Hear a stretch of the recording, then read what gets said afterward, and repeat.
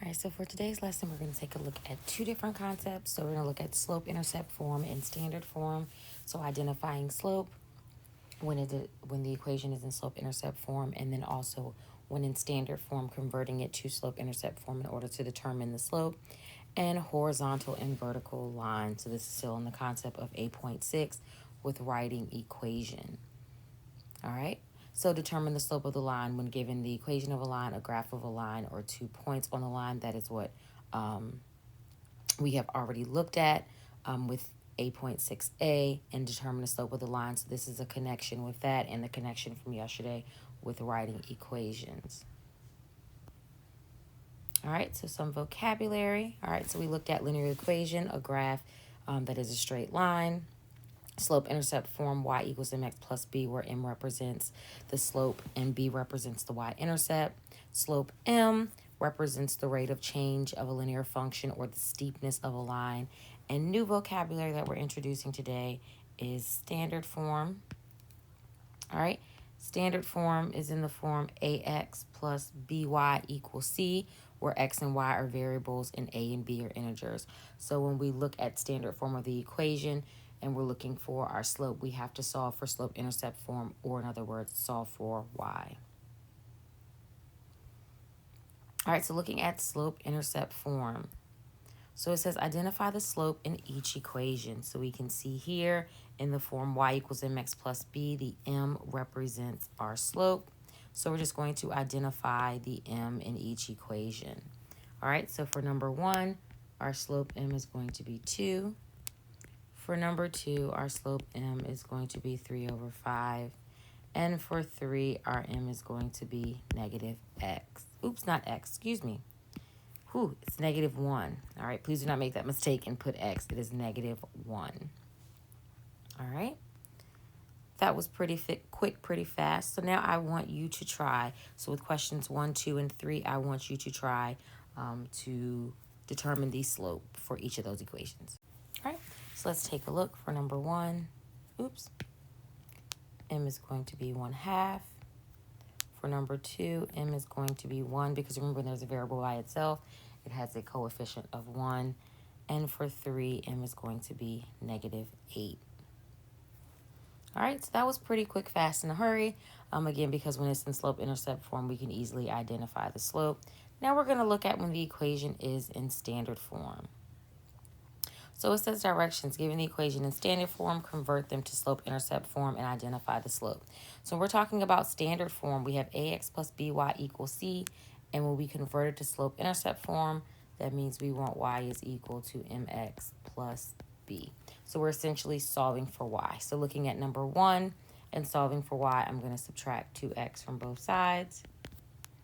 And I get y is equal to negative 2x plus 3.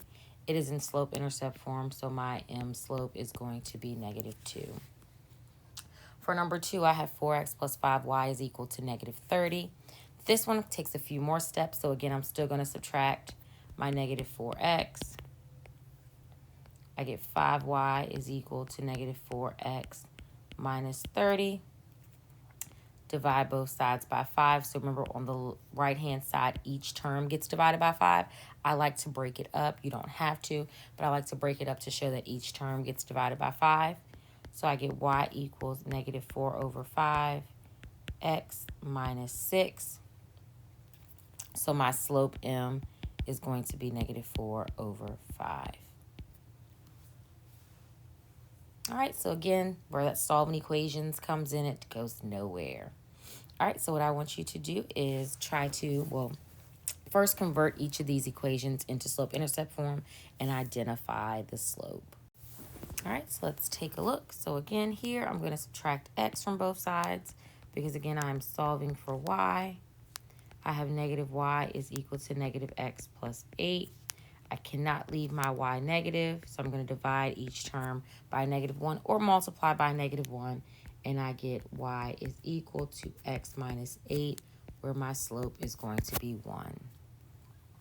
For number 2, I'm going to subtract 4x from both sides. I get negative y is equal to negative 4x. Again, divide by negative 1 or multiply by negative 1 because you can't leave your variable negative. So you get y is equal to 4x, where you have a slope of 4. And last but not least, we have 3x minus 2y equals 14. So I'm going to subtract 3x from both sides. And something I want to point out, if you notice, when I'm subtracting my variable term, I'm not combining it when it's constant. So I cannot combine negative 3x and positive 14 because they are not like terms. I'm going to divide both sides by negative 2. Again, I break it up, so I remind myself that I'm dividing each term by negative 2. So I get y is equal to 3 over 2x minus 7, where my slope is going to be 3 over 2. All right? Now we're going to take a look at horizontal and vertical lines. All right?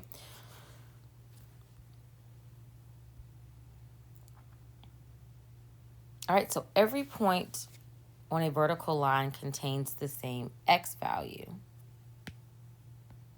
Therefore, the equation for the vertical line is x equals a number. So if we take a look at this vertical line here, we know from slope vertical lines have an undefined slope. We can see here on our number line that this line is going through the x value of negative 2. So we get the equation x is equal to negative 2. That is simply all we're doing with writing equations with horizontal and vertical lines. All right? With horizontal line, the line contains the same, on a horizontal line, every point on a horizontal line contains the same y value. Therefore, the equation for horizontal lines is y is equal to a number. So again, we have y, and we know that horizontal lines have a 0 slope. So when we look at it, we see that our y value is going through negative 4. So we get the equation y is equal to negative 4.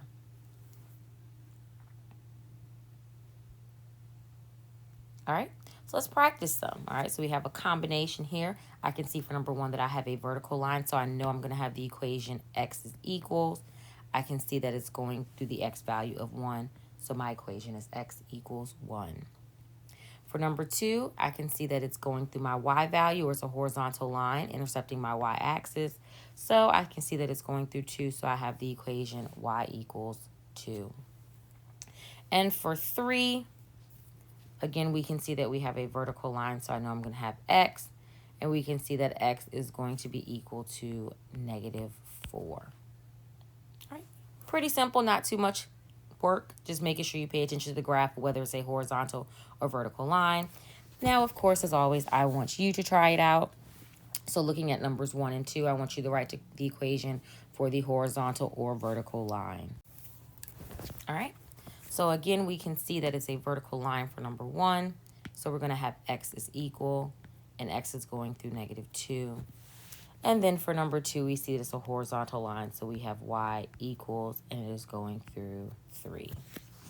All right, so before you complete the activity and the exit ticket that is embedded in the video note, not the video notes, but MP1 video notes, I want you to summarize what you've learned from this lesson.